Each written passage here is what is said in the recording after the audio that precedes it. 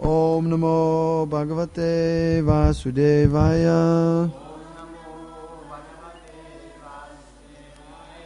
Om Namo Bhagavate Vasudevaya. Om Namo Bhagavate Vasudevaya. Reading from Bhagavad Gita as it is, by His Divine Grace, A.C. Bhaktivedanta Swami Prabhupada, Founder, Acharya of the International Society for Krishna Consciousness, Chapter 15, the Yoga of the Supreme Person, text number 12. Yes, thank you. Page 726. That is this version. It's text number 12 from chapter 15. I will read from the word by word. It's a little different from the actual text, so please pay attention.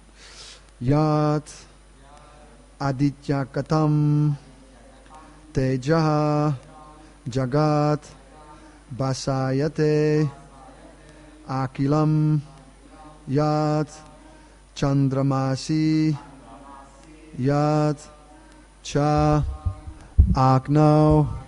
tat tejo viddhi māmakam yat āditya-gataṁ tejo jagad bhāsayate khilam yat candramasi yat cāgnau tat tejo viddhi māmakam yat āditya-gataṁ tejo jagad bhāsayate khilam yat candramasi yat cāgnau tat tejo viddhi māmakam yat āditya-gataṁ tejo jagad bhāsayate khilam yat candramasi yat cāgnau tat tejo viddhi māmakam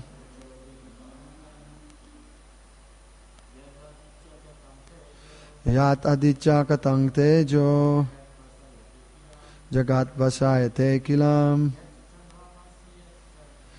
yat candramasi yat cāgnau tat tejo viddhi māmakam yat āditya-gataṁ tejo jagad bhāsayate khilam yat candramasi yat cāgnau tat tejo viddhi māmakam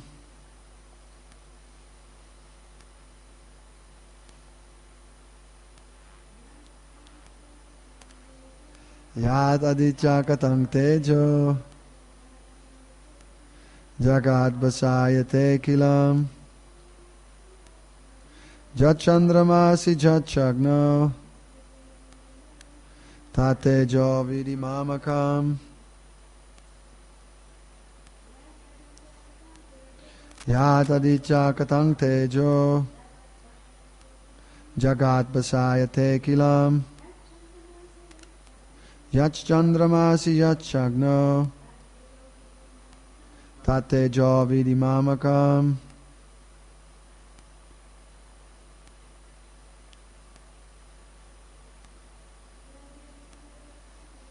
yat āditya-gataṁ tejo jagad bhāsayate khilam yat candramasi yat cāgnau tat tejo viddhi māmakam yat āditya-gataṁ tejo jagad bhāsayate khilam yat candramasi yat cāgnau tat tejo viddhi māmakam. Yes, please. You don't want to change? Yat āditya-gataṁ tejo jagad bhāsayate khilam yat candramasi yat cāgnau tejo viddhi māmakam yat, that which āditya-gataṁ, in the sunshine, tejaha, splendor, jagad, the whole world, bhāsayate, illuminates, khilam, entirely, yat, that which candramasi, in the moon, yat, that which cha, also, cāgnau, in fire, tat, that, tejaha, splendor, viddhi, understand, māmakam, from me. Translation: the splendor of the sun which dissipates the darkness of this whole world comes from me, and the splendor of the moon and the splendor of fire are also from me. Purport: the unintelligent cannot understand how things are taking place, but one can begin to be established in knowledge by understanding what the Lord explains here. Everyone sees the sun, moon, fire and electricity. One should simply try to understand that the splendor of the sun, the splendor of the moon and the splendor of electricity or fire are coming from the Supreme Personality of Godhead. In such a conception of life, the beginning of Krishna consciousness, lies a great deal of advancement for the conditioned soul in this material world. The living entities are essentially the parts and parcels of the Supreme Lord, and He is giving herewith the hint how they can come back to Godhead, back to home. From this verse we can understand that the sun is illuminating the whole solar system. There are different universes and solar systems, and there are different suns, moons and planets also. But in each universe there is only one sun. As stated in Bhagavad-gītā 10.21, the moon is one of the stars, nakshatranam ahang shashi. Sunlight is due to the spiritual effulgence in the spiritual sky of the Supreme Lord. With the rise of the sun, the activities of human beings are set up. They set fire to prepare their foodstuff, they set fire to start the factories, etc. So many things are done with the help of fire. Therefore, sunrise, fire and moonlight are so pleasing to the living entities. Without their help, no living entity can live. So if one can understand that the light and splendor of the sun, moon and fire are emanating from the Supreme Personality of Godhead, Krishna, then one's Krishna consciousness will begin. By the moon's shine, all the vegetables are nourished. The moon's shine is so pleasing that people can easily understand that they are living by the mercy of the Supreme Personality of Godhead, Krishna. Without His mercy, there cannot be sun. Without His mercy, there cannot be moon. And without His mercy, there cannot be fire. And without the help of the sun, moon and fire, no one can live. These are some thoughts to provoke Krishna consciousness in the conditioned soul. Om Ajnana-timirandasya Gyananjana Salakaya Chakshurumilitam Yena Tasmai Shri Gurave Namaha. Sri Chaitanya Mano Bistang Stapitang Yena Bhutle Swayang Rupa Kadamayang Dadati Svapanantikam Vande Hang Sri Guru Sri Yuta Parakamalang Sri Gurun Vaisnavangscha Sri Rupang Sakrajatam Sakana Ragunatam Vitang Tang Sajivam Sadvaitang Savarutang Parichana Saitang Krishna Chaitanya Devang Sri Radha Krishna Paran Sakana Lalita Sri Vishakan Vitangscha. Hey Krishna Karuna Sindhu Dina Bandhu Jagatpate Gopisha Gopika Kanta Radha Kanta Namostute Tapta Kanchana Gaurangi Radhe Vrinda Vanishwari Vishabhanu Sutadevi Pranamami Haripriye Vanshakalpa Trubhyascha Kripa Sindhubhya Evacha Patitanam Pavanebhyo Vaishnavebhyo Namo Namaha. Sri Krishna Chaitanya Prabhu Nityananda Sri Advaita Gadadhar Srivasadi Gaura Bhakta Vrinda. Hare Krishna, Krishna Krishna, Hare Hare, Hare Rama, Rama Rama, Hare Hare.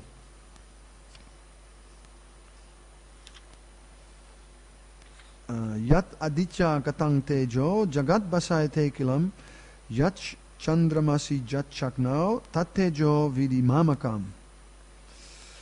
So, it's I cannot help but say it's a little bit of a controversial verse. I don't know how Gopinath does that every time I get to read on these particular technical verses. The translation reads, "The splendor of the sun which dissipates the darkness of this whole world comes from me, and the splendor of the moon and the splendor of fire also from me." Āditya-gataṁ is the sunshine. I don't know exactly how that is built up. Gatam means go, and aditya. What is aditya? Does anyone know? You know aditya? Anyway. You know? Okay. And here it says jagad. So here it's translated as the whole world. Purport. The unintelligent cannot understand how things are taking place.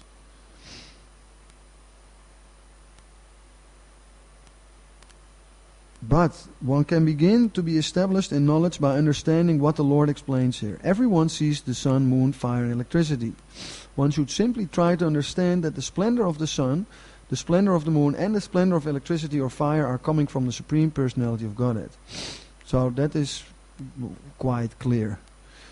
And Prabhupada says at the end of the purport, these are some thoughts to provoke Krishna consciousness in the conditioned soul. I remember that few days ago, Bhaktavas Govinda, he explained that, I read it somewhere in the purport.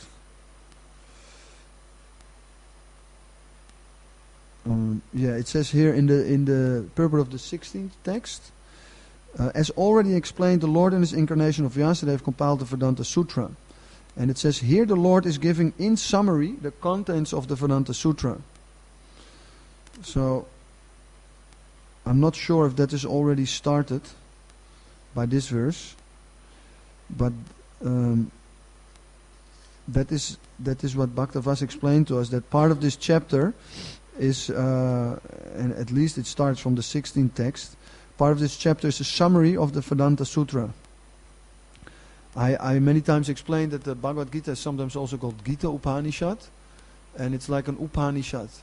Now what I understand from the Upanishads, you got I think 108 Upanishads. And how this explained to me is that they're like the headlines of the Vedas. Like you have a newspaper and then it has a headline. And you can't really understand what it's about when you read the headline. You know a little bit, but you have to read the article to understand really what it's about.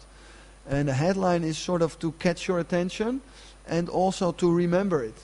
So the Upanishads are like that. And the Bhagavad Gita is, in one sense, no exception. Although it's the Bhagavad-gītā, but like I said, also called Gita Upanishad. It's the words of Krishna. But still, my experience, I used to read the Bhagavad Gita from, I think it was Sir Aldous Huxley. He's a famous writer. And he also made his own translation of Bhagavad Gita. But it's, of course, an impersonal explanation. In other words, his explanation was more or less that Krishna also comes from the impersonal Brahman. So you can't really, and Prabhupada explains the Bhagavad Gita and it becomes very clear. Many times Prabhupada became, I don't want to say angry, but he became kind of like preaching against people who would misinterpret Bhagavad Gita, specifically from this first verse, Dharma, etc., Guru, etc. Sometimes people, they make an interpretation that, Dharma Kshetra is the holy land called Kurukshetra, and it's a train station in India. But sometimes people like Dr. Radhakrishna, he was was the minister of India, was like ruling India at some point in time, and he was also a great philosopher. And I think it was before Gandhi, or I'm not sure. Anyway, he was a great politician. And he was a great scholar, and he was well respected in India. And actually, there's a whole story, because Prabhupada, he criticized him in his books, and at one time he even visited him just when he was leaving his body, and he was all choked up, he couldn't speak, and it's a whole pastime. I think Dhananjaya tells the story, I'm not sure, but some devotees went there at Prabhupada when he was at the edge of his life, at the end of his life. Anyway, so he also made this interpretation that, Bhagavad, the Arjuna is like the soul, and Dharma Kshetra or the Guru Kshetra is like the body, and like that. And Prabhupada explains, it's very clear that Dharma Kshetra, or Guru Kshetra, it's a place in India. It's near Delhi, and it's a train station, and you can go there, and the actual battle took place there. So it's a part of history. But so my point is, if you don't have Prabhupada's purports, you can't really understand Bhagavad Gita. Krishna also says it, that evam parampara praptam imam riyasyo vidu. And actually just recently, I mean, I don't want to say I sold the Bhagavad Gita, because that would be a false ego, because we're not really doing anything. But I told one lady in the shop that this Bhagavad Gita comes in parampara, because she said, I have the Bhagavad Gita. I said, and I showed her this parampara that we have in the beginning, you know. And I explained to her that Krishna told it to Brahma, and he to Narada and Vyasadeva, and then we pick it up with Lord Chaitanya, and then, you know, you have the author of Chaitanya Charitamrita, Vishwanath Chakravarti Thakur, or Krishna's Kaviraj, and, you know, like that, the 6 Goswamis, and then Prabhupada's Guru, and then Srila Prabhupada. And so this Bhagavad Gita is coming in that parampara. And we know that these purports are basically summaries from other previous purport. That's why this Bhagavad Gita, it's also dedicated to Baladev Vijayabhushan, who wrote the Vedanta Sutra, which is a commentary, the Govinda Bhash. It's a commentary on the Vedanta Sutra. I think it's important to know this, because this book, this Bhagavad Gita, is dedicated to him. Where is that?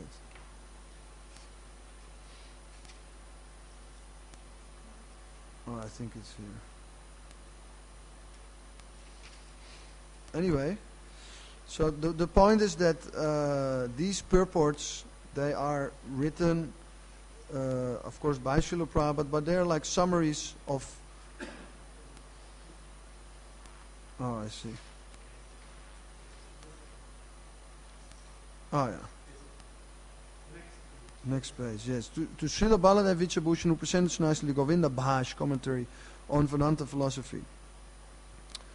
So, yeah, all these purports are summaries of, you know, his Guru Maharaj's purport. Bhaktivedanta also wrote purports on Bhagavad Gita, and so many others. So, and then Prabhupada, that is what I'm also trying to do now. Prabhupada put it in his own words. So that is the idea. And yeah, then you can really understand this Bhagavad Gita if you read these purports. It's not Prabhupada's own interpretation. He's just repeating what he has heard from the previous acharyas.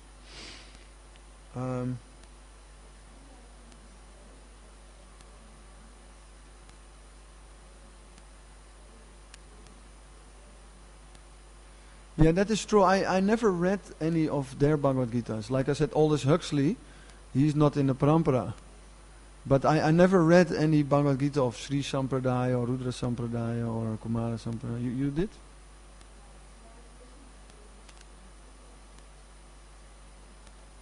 Well, I mean, I don't know. I never heard he was in the Sampradaya.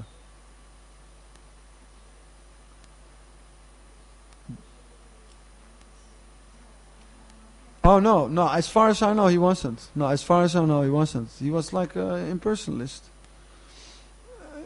I mean, I don't know. I don't know for sure, but what we do know for sure is that Prabhupada criticized his version. And you can read some of it. I mean, Prabhupada is not just criticizing. He is quoting what Dr. Radhakrishna said, and then he is basically he's showing the reader that it's wrong what he's saying. So it's very clear that he made a misinterpretation.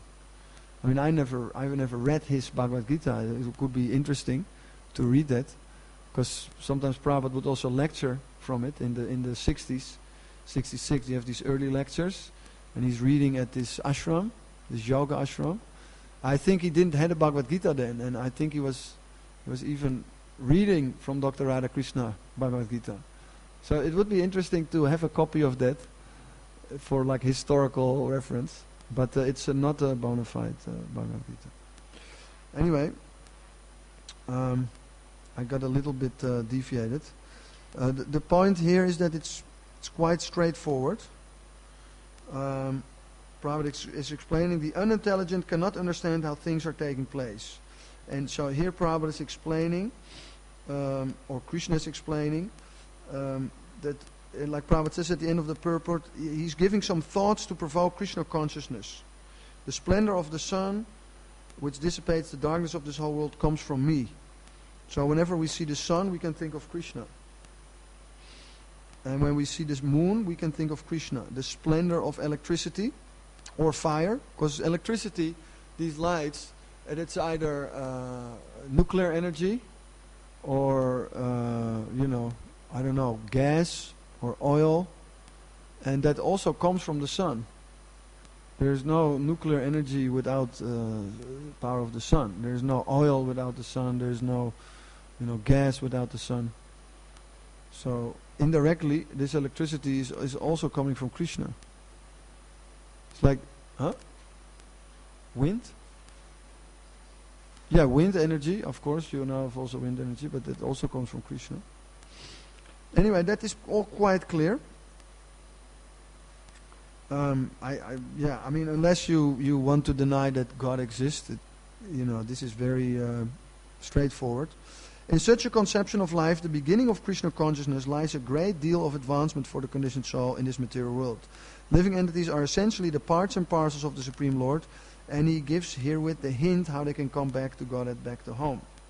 In other words, we have to see Krishna consciousness means that we are conscious of Krishna all the time. So that our consciousness, our mind, is thinking of Krishna. Manmana says Krishna in Bhagavad-gītā. He says it twice, in the 9th chapter and in the 18th chapter. You please think of me. This is a very intimate request. He's requesting Arjuna, please think of me. So it's very intimate to tell somebody to think of me. So it's and Krishna says that Raja Gujam, this is the most confidential knowledge. Raja Vijay, king of knowledge, and the king of secrets, Raja Gujam. This is very intimate.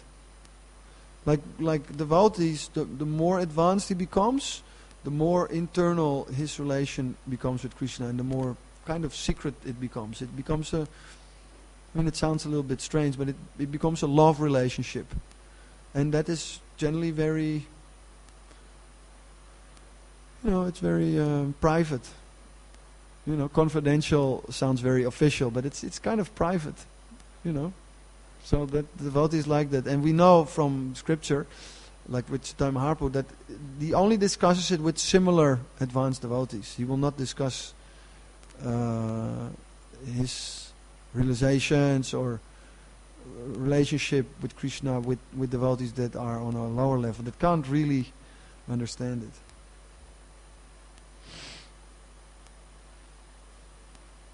From this verse we can understand that the sun is illuminating the whole solar system. So this is a very interesting point. Here Prabhupada says that the sun is illuminating the solar system. That is also my understanding. But like I said, it's a little bit of a controversial topic. But here Prabhupada says it very clear. The sun is illuminating the whole solar system. There are different universes and solar systems, and there are different suns, moons and planets also. But in each universe there is only one sun. So this is where it gets a little bit controversial. I will not say much more about it, except for that, if you really want to get into it, then the Bhaktivedanta Institute, specifically Sariputta, wrote many books on it. And actually Prabhupada, when he was asked about this, he wrote one letter wherein he said that I will not say anything about this anymore, specifically about the moon. And he said, I leave it to the Bhaktivedanta Institute. I leave it up to them. So, and of course now we're building the Mayapur temple, and there it will be the blueprint of the universe. So we'll have to wait and see what they come up with. But it's a very controversial topic. There's some devotees that say it's like this, other devotees say it's like that, and like that. It's a little bit controversial. So, but I will not get into it too much. And if you want, we can discuss it after class. As stated in Bhagavad-gītā 10:21, the moon is one of the stars. Nakshatranam ahang shashi. Sunlight is due to the spiritual effulgence in the spiritual sky of the Supreme Lord. So that is explained in the Brahma Samhita, that the sun is like the eye of Krishna, and that in one sense it's actually the it's kind of like the light of the Brahma-jyoti. It's not completely the same, of course, because it's one sense material, or it's not the same as the Brahma-jyoti light, but it's part of Krishna's energy. So that's what it says. That's what Prabhupada explains here. Sunlight is due to the spiritual effulgence in the spiritual sky of the Supreme Lord. So how it exactly works, I don't know. But ultimately the point is that we have a spiritual world, and that's what this chapter is about. This is kind of a reflection. And Bhaktivasi, he explained it very nicely, that it's symbolical, this tree, because he explained about Radha and Krishna, which is the highest, and in the material world, this conjugal love is, well, we call it generally illicit sex. It's like the lowest. Prabhupada calls it the most degraded. So, and he gave a very nice example about Alice in the looking glass. So she was going, you didn't hear it, so I'll just repeat. It's a very interesting story. Everybody knows this story, right? Alice in Wonderland. So there's a part 2, and she goes inside this mirror. And then she comes into this other strange world, kind of a sort of a spiritual world. And then she wants to come back, and then she sees the house where that mirror was, because she came in that house and it was another world, and then she walked around in that special garden, and so then she wanted to go back. And then the more she walked to that house, the further the house was. And then at some stage she figured it out. She walked away from the house, and then somehow or other she reached the house. So he explained that is the point, that we want to be loved and we want to have love, and in order to get that, we try to enjoy the material body. You see, and it's not working. Because ultimately the material body dies, and then you cry. Like we're men, your wife dies, you're sad, or when with the woman, the man dies, and like that, or even worse, some other family can die, even more horrible. So it's not possible to enjoy like that. Therefore, Prabhupada says you put your love to Krishna. But in the beginning, it's difficult for us to accept that, because we don't really know who is Krishna. That was Satyananda Maharaj. He was stressing that we should know about Krishna, and when we chant, then we should think about this wonderful person. That's why it's important that we all read Krishna book. Actually, every day we should try to read a little bit Krishna book, because then we get to know Krishna, and it's very nice actually. This Krishna book, it's a wonderful, wonderful book, but we tend to forget. And I'm just reminding you that please, you read this one. Prabhupada would read it. How many authors that read their own books? Prabhupada would read Krishna book, or he would tell other people, please read something. So it's a wonderful book, and it will also remind us of Krishna. With the rise of the sun, the activities of human beings are set up. So that's very clear. When it's dark, I was just walking today around Radhadesh, wonderful surroundings, and then you have these forests, and they look really beautiful. But then I was thinking, but when it's dark, you don't want to walk through that forest. It's scary, So when the sun comes up, everything changes, Everyone wakes up, man wakes up, animals wake up, the birds, they wake up. So everything starts with the sun. We move by the sun. In the winter we all get cold, especially here in this part of the world. We sleep more. Like now we don't sleep so much because the sun is there, and we get up. Like I see devotees talking till 10, 11, because the sun is still there. But when it's winter, nobody's sitting out. First of all, it's of course very cold, but also it's so dark that people think, I just go to bed now, So the sun is moving us. They set fire to prepare their foodstuff. They set fire to start the factories, etc. So many things are done with the help of fire. Therefore, sunrise, fire, moonlight are so pleasing to the living entities. So this is Krishna consciousness. We should understand that when we turn on the light, this is Krishna. And that's why Prabhupada would always, when he saw some tap running or some light, useless, because now this is not useless, we need it, But if the light would be on in the video room, there's nobody there now, it's a waste. Nobody will come there. There's no tours anymore. So we should switch it off, because it's Krishna's energy, and he has to, the material world, although Krishna is of course unlimited, the energy has to come from somewhere. Radhadesh is paying electrical bill. Devotees are distributing books. That money is coming in and it's going out. So if you switch on that light, then that money will be gone. You see, this is also like, it's transcendental in one sense, but it's like karma. So that money will be gone. This is money burning. And money, of course, we don't call it money, we call it Lakshmi. And Lakshmi, of course, is an expansion of Radharani. So to be frugal means not to waste money. It's a sign of devotion. Radha means devotion. She's the how do you say, epiphany? Like the culmination, like the symbol, the best devotee. She's the best devotee, the symbol of devotion. Like in the Nectar of Devotion, there's how many? 64 qualities of Radharani. So many qualities of Radharani. She's the best devotee. And so this Lakshmi, she's an expansion of Radharani. So if we waste Lakshmi, then it's like, it's not devotional. You see? So to save money, it's a sign of a devotion. Prabhupada sometimes also would say it's Krishna's blood.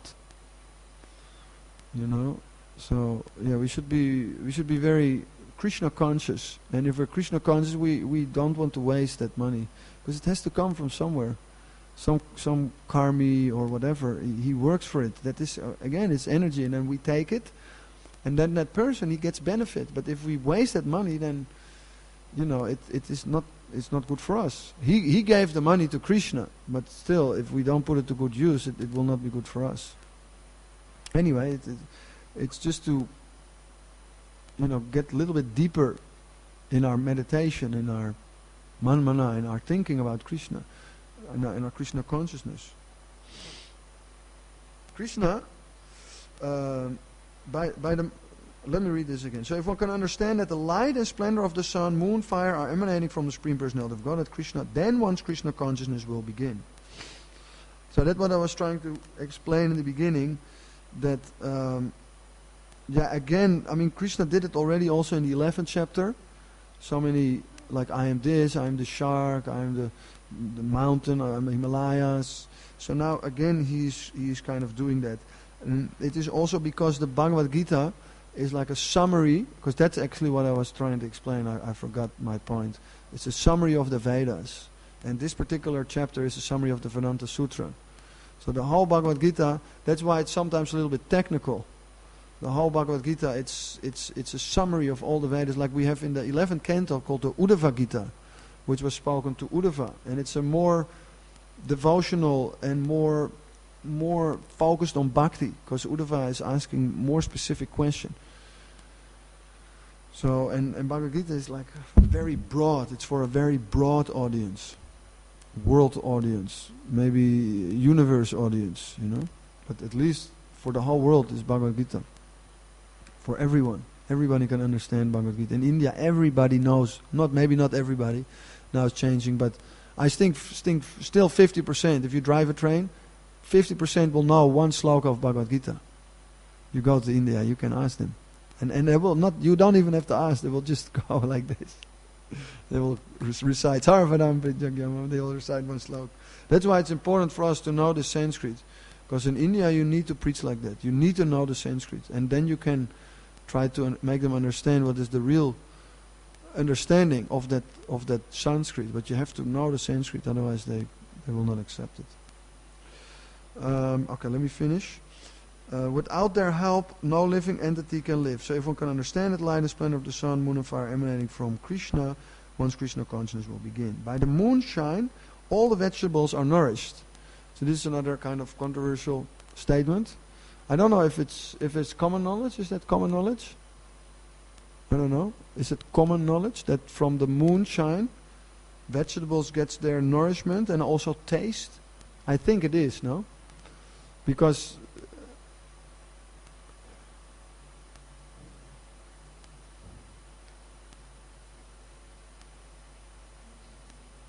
huh?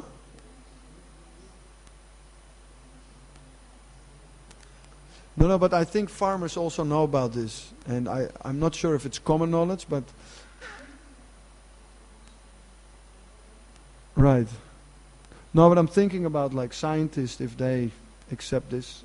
I mean, I think, yeah, I'm curious actually, but the point is that I think they sometimes would, because you know we're talking about electricity, so sometimes they would grow vegetables under lights, and then it didn't have the same taste. So I think like that they kind of discovered that it needs moonlight, because it doesn't only give nourishment, but it also gives a specific taste. So the moonlight, because that was also another thing where the scientists seem to be wrong, because they're saying that the moonlight is a reflection from the sun.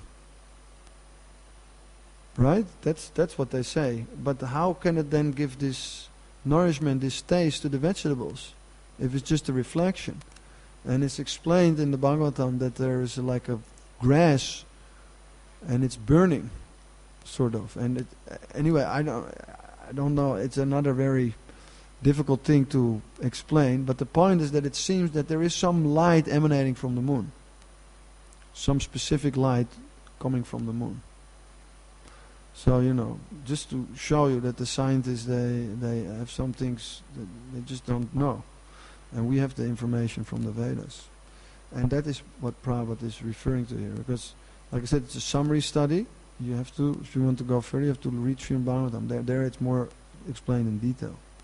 And then, of course, Chaitanya Charitamrita. The moonshine is so pleasing that people can easily understand that they are living by the mercy of the Supreme Personality of Godhead. Yes, so moonshine, I don't know if you experienced it, it's also kind of cooling. You ever had that experience? Like now it's summer, and if you would walk during the night and there's a full moon, it will be cooling. You never had that? Cooling. Froid. Pas froid, mais... Ouais. Fresh. Ouais, frais. Le lume de lune, la lumière de lune, c'est fresh. Oui? I mean, you agree? You experience this also? Right? I mean, it's a very subtle thing. I'm just trying to explain that there is some light coming from that moon. It lights the whole, if it's full moon, it lights the whole sky. It's very light. It's amazing. It's almost like the sun when it's a full moon. It's so light.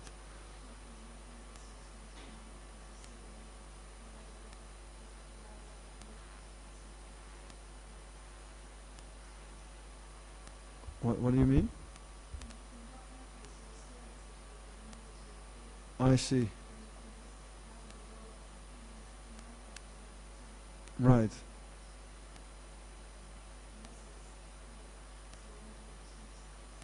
Yeah. But yeah, I broke my hip. I was running, but I'm pretty sure it was a moonless night. It was completely dark. So in one sense it's inauspicious, you know. Like Chaitanya Mahaprabhu, it's not really coming up, it's very far away, but he was born on Ghor Punim, when the Neem is, what is it? Purnim, full moon, no? Anyway, so that is very auspicious. It's very auspicious. Of course, at the same time, we also know that like with the police and the fire, they have much work in the hospitals on the full moon, because people get a little bit crazy. Like on Ekadasi, tomorrow is Ekadasi, it's Ekadasi, 11th day. Das means 10, Eka 1, 10 plus 1, 11. It's the 11th day after either the full moon or after the no moon, the waxing moon. So that is also, actually, materially it is an inauspicious day. Like generally, you know, unfortunately I'm traveling tomorrow, but generally devotees don't travel on that day. Prabhupada would generally not travel. Or if he would travel, I think it would at least start early in the morning. But generally devotees don't like to travel on Ekadasi. Oh, is that true? Oh, thank you, because I didn't pack yet. I thought I'm just going to do it tomorrow. Okay. I better hurry up before the sun goes under. Okay, so then that is a trick. I didn't know that trick. So, yeah, but in one sense, materially, generally, my experience, I'm from Holland, there's a lot of wind in Holland, but on Ekadasi, generally it would always blow the wind very, very hard. Generally it would also rain. It's a kind of a tough day, you know, materially. Like sometimes devotees also fight more on Ekadasi, like arguments, you have to be careful. That's why generally we chant extra rounds, to control the mind more. And on the other side, it's a very spiritual day. So if you do chant more and you read more and you can make so much advancement, and you can, it's a very good day for fasting also, because it's a very pure day. It's a little bit like Vrindavan. Like if you go to Vrindavan, everything is times 1,000. So if you chant one time Krishna, it's times 1,000. Right? It's like that. Vrindavan is like that. But if you make one mistake, it's also times 1,000. So it's like that. So Ekadasi is a little bit like that. It is a very auspicious day, but if you don't use it properly, it can be a disaster, you know. So you have to treat it with respect. And that's what you see generally devotees do. They do an extra effort on Ekadasi. And Bhaktivinoda Thakur also explains that it's like a day to komt die valedition, make the account, make like a summary. Where am I in my spiritual life? Like, you know, unfortunately, many times you'll see that devotees, they sometimes oversleep on Ekadasi, because it's a little bit tough to get up. In general, at least that's my experience. It's a little bit tougher to get. So it's like a little bit of a test, Ekadasi. It's a little bit of a test. You can see how advanced am I. And therefore it is good to fast. Prabhupada says at least you can eat a little fruits and not waste too much time with eating. Or eat once, just eat the lunch. Some devotees do that. They skip the breakfast and they just eat the lunch. Or you can do full fast, or just drink water.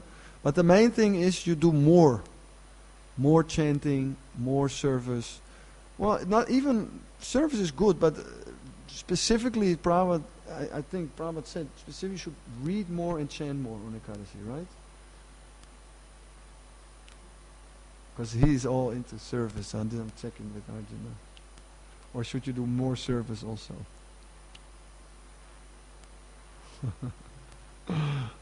I think you can do it. More everything. More Krishna. That's the idea. More reading, more chanting, more service. But it's a little bit, in one sense, because that's what I'm trying to explain about Bhagavad, it's also a day for reflection. But it's a very serious day. That's the main point. Okay, let me... Tomorrow. That's why I'm taking my time to explain it. You know? So, and of course, no eating of grains and beans and like that. And Chaitanya Mahaprabhu, I think it says in Chaitanya Bhagavat, to eat grains on Ekadasi is as bad as eating dog meat. It is very bad. So please don't eat grains.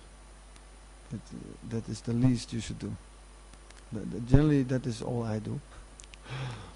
I'm trying to be very careful. I'm very conscious that it's Ekadasi, and I know things can go wrong, and I have to be a little bit more tolerant. And that is also very much to do with the moon. That's the point. Like you have full moon. Full moon creates also, because you know it has a lot of power. And like I said, dark moon also in one sense. It is in one sense also very powerful. So like that, the devotee, he's very conscious of all these things. Like we have also Vastu. This is also, devotee is very conscious of Krishna's power. But, you know, essence of Bhagavad Gita, of course, is sarvanam prityagyā. You just surrender to Krishna and then it doesn't matter. But it doesn't mean that we have to give up all intelligence. We can use our intelligence. But the main point of Bhagavad Gita is that we just surrender to Guru and Krishna. That's the main thing. That's the whole Bhagavad Gita. And that's why Prabhupada says you can become Krishna conscious in 1 second. Because any second you can surrender to Krishna. But to do that, generally we know it takes many, many years. But in theory, it's possible to do it right now. But, you know, I can't do it. But maybe someone here can do it. It's possible. Just know that it's possible. Surrender can happen any second. And sometimes we might be forced. We can die any second. And then you really need to surrender. You need to think, okay, now Krishna, Hare Krishna, Hare Krishna, Krishna Krishna, Hare Hare. You need to be there. Not think of anything else. Just chant, think of Krishna.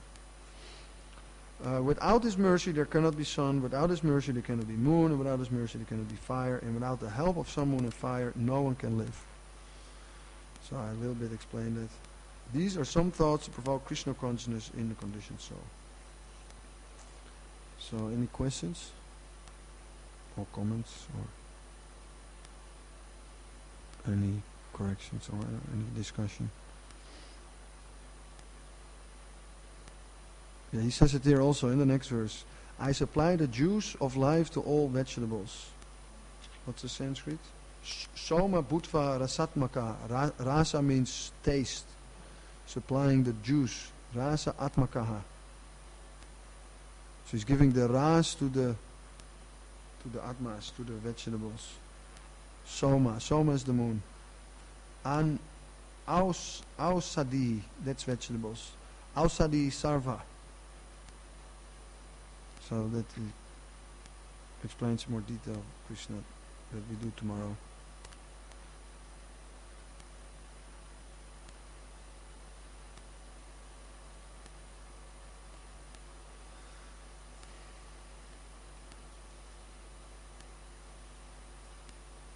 So, should we discuss a little bit more, or we want to chant Hare Krishna? Or feel free to leave. I think we can discuss a little more, no? Or should we chant? Well, Manu isn't here, and talking about Bhagavad Gita is also chanting.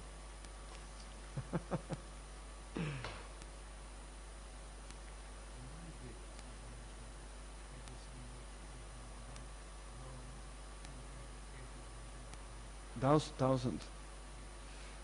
Well, I think I heard it from Ayendra. Yeah. But I thought it was common knowledge, no? Huh? No. He's asking from where have I heard that everything you do in the Holy Dham, specifically Vrindavan, is times 1,000. You also know that, right? Yeah.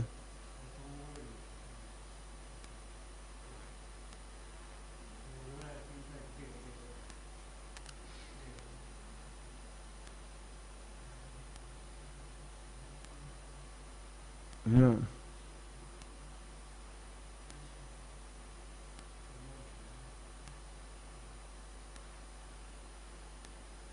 Yeah, it's a good question.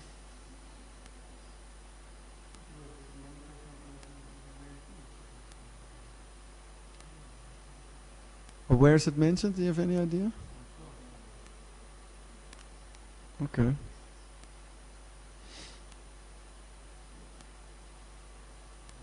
No.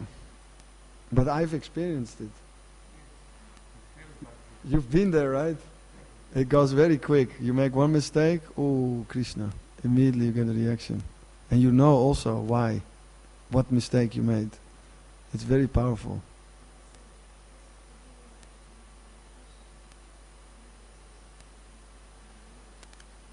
Yeah, it's true. But of course in Vrindavan you have also Radha Krishna. You see, so it is still more powerful. In fact, you have 5,000 Radha Krishnas there, I mean, and these temples are thousands, well, maybe not thousands of years old, because most temples are hundreds of years old, but, I mean, Krishna was there. He was there 5,000 years ago. And you can feel it, right? It's not the same as Radha is, no? It maybe depends on your consciousness, I guess. But for me, it's very, I mean, I can feel the difference between Radha and Amsterdam. I mean, and it's not just the nice forest and things. It's very powerful. But Vrindavan, it's like another. Like some people tell me that I cannot stay too long in Vrindavan. It's just too much. It's like I sometimes give the example. It's like you're going on the altar here. So you can look at the pujaris. They're very serious. They're never smiling generally, because it's serious. You're dealing with God, and you're there on the altar. You can feel. I mean, if you're that close, you can feel the power, the energy, and you be very careful. And pujaris also have so many stories that if they make a mistake, then also they get quick reaction. No, here, and any pujari, long time pujari can tell you stories. So Vrindavan is like that. It's like you're taking a rickshaw from Krishna Balaram Mandir to Loy Bazaar, but it's like you're going from this side of the altar to that side of the altar. You understand? Vrindavan is non-different from Krishna. So it's like you're walking on the altar. It's very powerful. You see? So when you walk there, it's like you're walking on the altar here. It's the same. But you think, oh, I'm just walking, but you're walking on Krishna. You know, it's very special. So even you see one tiny ant that is a devotee. You know, it's very special. You have not been there, right? Vrindavan? No, then you don't know. You have to go there and then you'll know. Because here the devotees. Have you been there, Diana? Vrindavan? No? You've been there? But you've been there, right? Yeah, so we have been there. And yeah, it's very special, bro. You should go there. No, Mayapur is the same. Yeah, it's more or less the same. But Vrindavan, it's more sweet, more condensed. I mean, it's the same, but it's a little bit different. Yeah.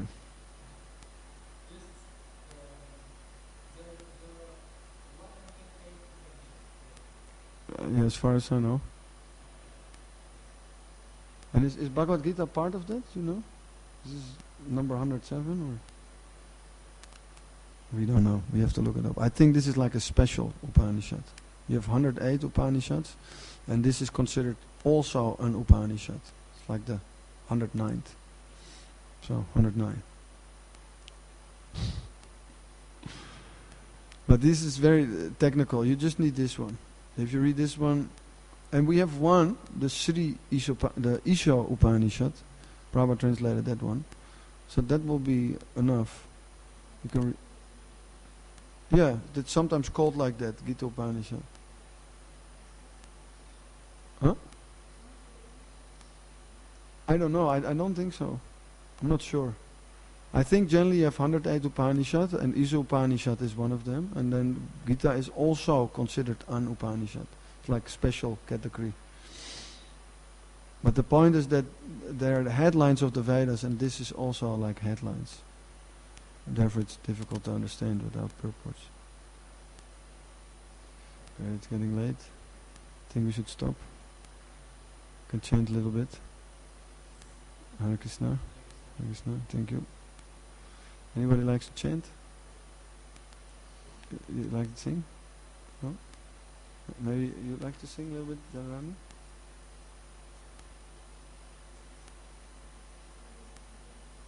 Yeah, sure. No, I can continue after. Or maybe someone else comes. Huh? Right. Well, I mean, I should pack, but you know, chanting Hare Krishna is more important. So now we'll chant.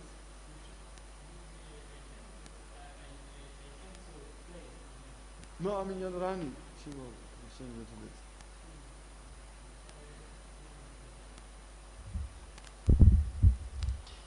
You play harmonica?